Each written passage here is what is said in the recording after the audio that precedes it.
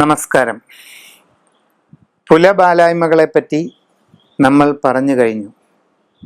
ഇനി മരണാനന്തര കർമ്മങ്ങളുടെ പൂർണ്ണത എപ്രകാരം എന്നുള്ളതാണ് നമ്മുടെ അടുത്ത ചർച്ചാ വിഷയം.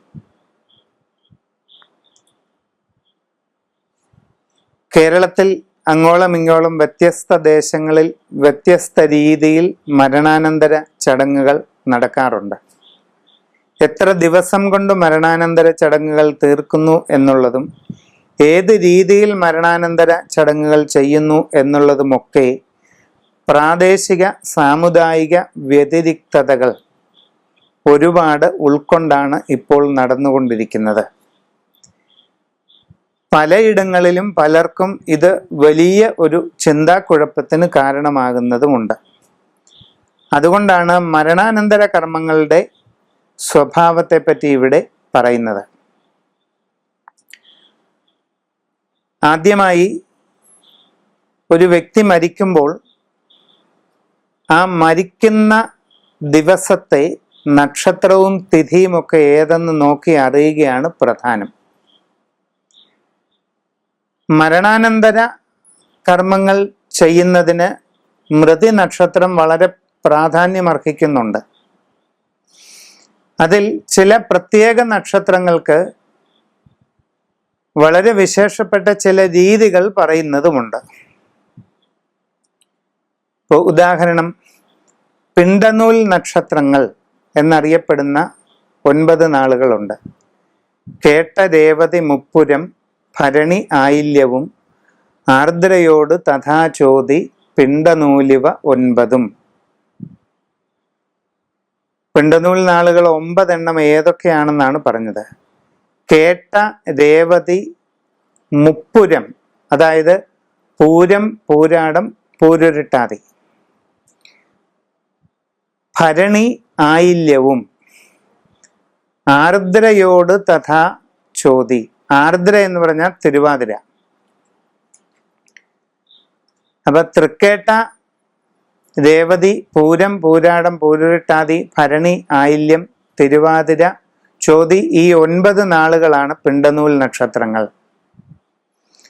ഈ പിണ്ടനൂൽ നാളുകളിൽ മൃത്യു വരികയാണെങ്കിൽ അത് കുടുംബത്തിന് ഒരു ദോഷലക്ഷണമായിട്ട് ജ്യോതിഷം കരുതിപ്പോരുന്നുണ്ട്. ജ്യോതിഷത്തിലെ നിമിത്ത ശാസ്ത്രത്തിലാണ് ഇത് വരുന്നത്.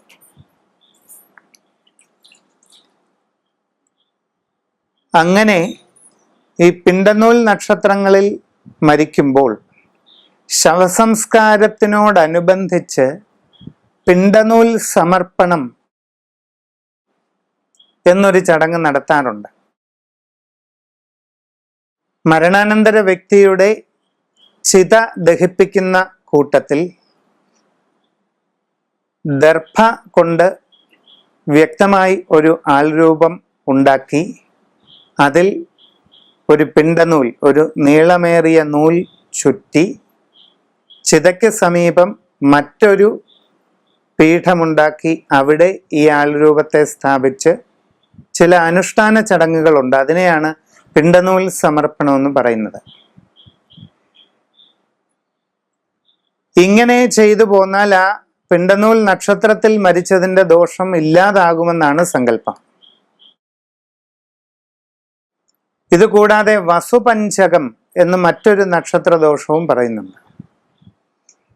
അത് അവസാനത്തെ 5 നക്ഷത്രങ്ങൾ, അവിട്ടം, ചതയം, പൂരുരുട്ടാതി, ഉത്രട്ടാതി, രേവതി, ഈ 5 നാളുകൾ പഞ്ചമിയുമായി ബന്ധപ്പെട്ട് വരുമ്പോഴാണ് വസുപഞ്ചക ദോഷം.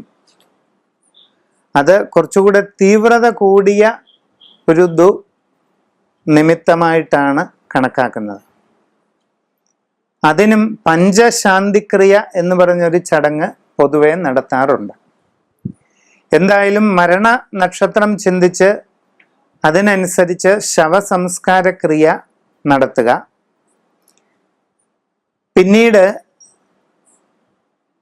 മരണം സംഭവിച്ച ദിവസം മുതൽ 5-ാമത്തെയോ 7-ാമത്തെയോ ദിവസം അസ്ഥി സഞ്ചയന ക്രിയ നടത്താവുന്നതാണ്. ചിതയിൽ നിന്നും അസ്ഥി സഞ്ചയിച്ച്, അതായത് ചേർത്തെടുത്ത് കുടത്തിലാക്കി സ്ഥാപിക്കുന്ന ചടങ്ങാണ് അസ്ഥിസഞ്ചയനം. ഇത് പിണ്ടകർത്താവിൻ്റെ ജന്മനക്ഷത്രമാകാൻ പാടില്ല. അതായത് മരിച്ചുപോയ ആളിനു വേണ്ടി പ്രധാനമായി കർമ്മം ചെയ്യുന്നയാളിൻ്റെ ജന്മനക്ഷത്രം വരരുത്. ചൊവ്വാഴ്ച, ശനിയാഴ്ച തുടങ്ങിയ ദിവസങ്ങൾ ഒഴിവാക്കി 5-ാം ദിവസമോ 7-ാം ദിവസമോ 9-ാം ദിവസമോ നമുക്ക് സഞ്ചയനമായി നടത്താം. അതുവരെയുള്ള കർമ്മങ്ങളുടെ ഒരു കൂട്ടുബലി തർപ്പണം വേണമെങ്കിൽ അന്ന് നടത്താം. പണ്ട് സഞ്ചയനം വരെയുള്ള കർമ്മങ്ങൾ ഒന്നിച്ച് നടത്തുകയും സഞ്ചയനം മുതൽ 16 ബലി വരെയുള്ള കർമ്മങ്ങൾ പിന്നീട് ഒരുമിച്ച് നടത്തുകയുമാണ് പതിവ്. 1-ാം ദിവസം മുതൽ 16-ാം ദിവസം വരെ നിരന്തരം ബലിയിട്ട് പോകുന്നവരുമുണ്ട്.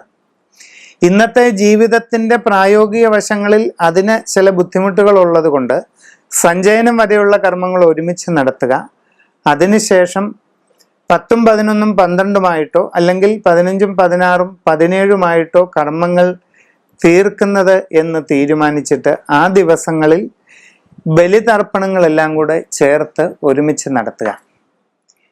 ഏതെങ്കിലും കാരണവശാൽ ഈ പിണ്ടനൂൽ സമർപ്പണം എന്ന ചടങ്ങ്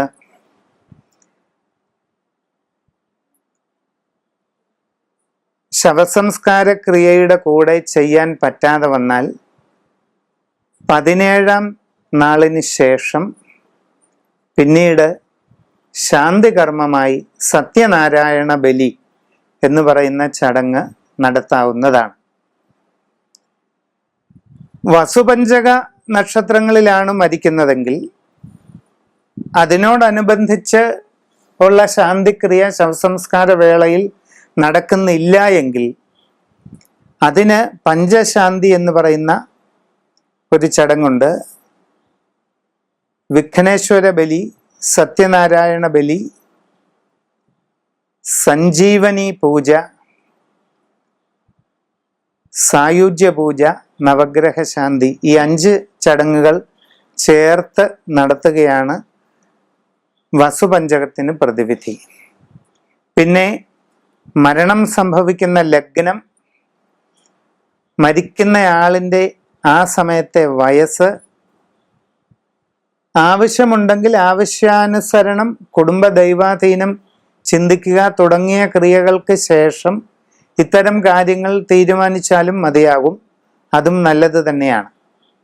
എന്തായാലും മരണാനന്തര കർമ്മങ്ങൾ ഒരു നിശ്ചിത ക്രമത്തിൽ ഇപ്രകാരം ചെയ്തു പോകുന്നതാണ് ഏറ്റവും ഉത്തമം. നമസ്കാരം.